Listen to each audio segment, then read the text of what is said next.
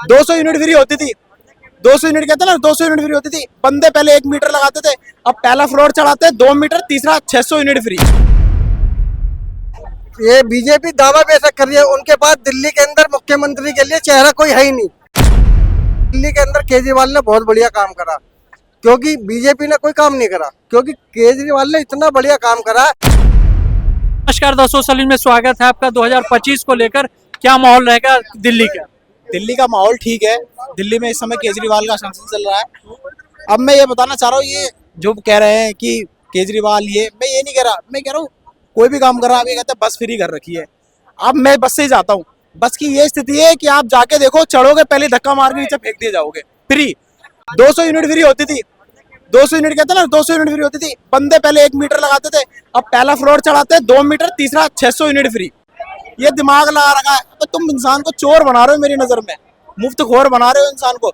आर्थिक व्यवस्था देख रहे हैं, ये देख रहे हैं, वो देख रहे हैं। फिर गरीब का क्या होगा इस तरह? गरीब, आप पहले ये देखिए ना, नौकरियां कहाँ हैं।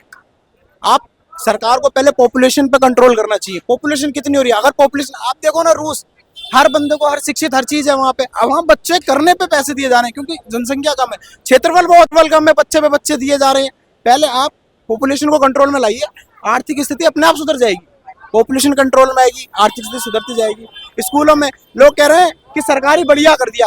अब मैं आपसे पूछना चाहूंगा, अगर आपके बच्चों को पढ़ाना चाहोगे सरकारी, कितना भी अच्छा स्कूल हो, नहीं पढ़ाना चाहोगे तो कहाँ पढ़ पाएगा? वहाँ नहीं पढ़ पाएगा। स्कूल अच्छा दे दिया, मीटर अच्छे दे दिया, घर अच्छे दे दिए।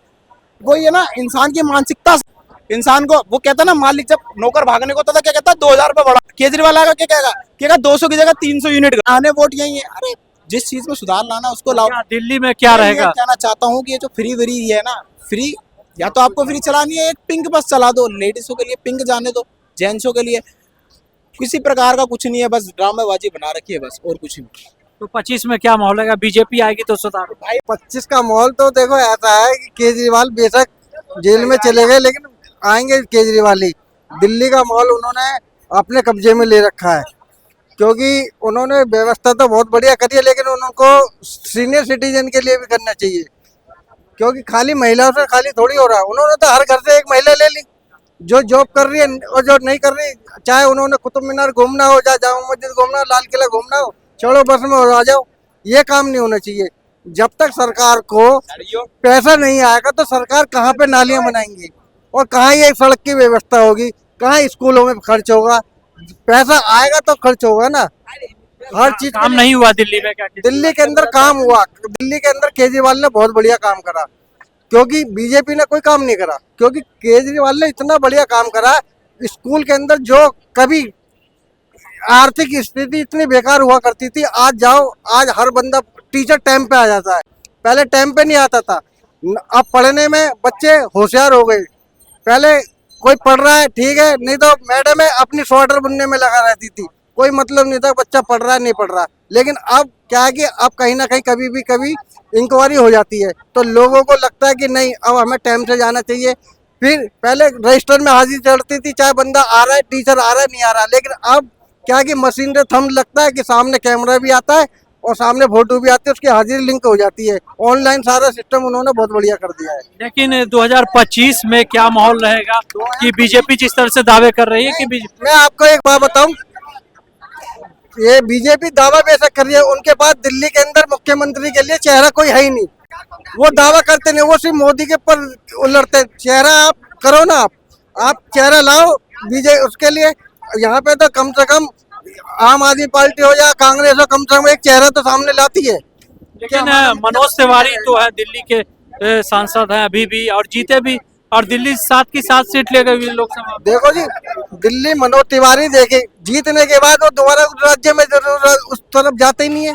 उस एरिया में जाके देखे कि आर्थिक स्थिति क्या है क्या नहीं, काम हो रहा है या नहीं हो रहा। सिर्फ वोट मांगने के लिए तो सारे नेता खड़े हो जाते हैं, और जो भी वोट मिलता है सिर्फ मोदी के नाम पे मिलता है, कि खुद के पर्सनल नाम पे नहीं मिलता उनके।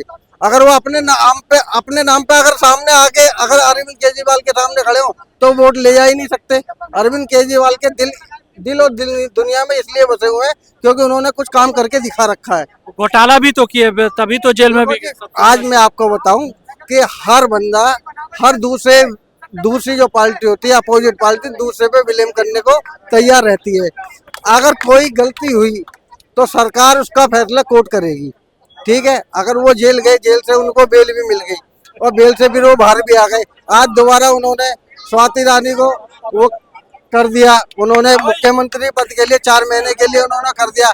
आगे आने वाले चुनाव में तीसरी मुख्यमंत्री ये महिला है आतिशी जी, तो ये तीसरी मुख्यमंत्री है। पहले लेकिन बीजेपी और मनोज तिवारी भी बयान दिए पुतली का काम करेंगी ना सीएम। नहीं, कठपुतली का काम नहीं। देखो ऐसा होता है, मैं आपको बताऊं, पहली मुख्यमंत्री शीला दीक्षित ने बहुत बढ़िया काम करा, कांग्रेस की सरकार में शीला दीक्षित ने बहुत बढ़िया काम करा। उसके बाद सुषमा स्वराज बनी बीजेपी की मुख्यमंत्री। उसके बाद अब ये तीसरी मुख्यमंत्री है दिल्ली की जो आतिशी जी। अब ये भी काम बहुत ईमानदारी और पक्के उससे काम करेंगी। इनके लिए हम बड़ा तहे दिल से बड़ा शुक्रगुजार हैं।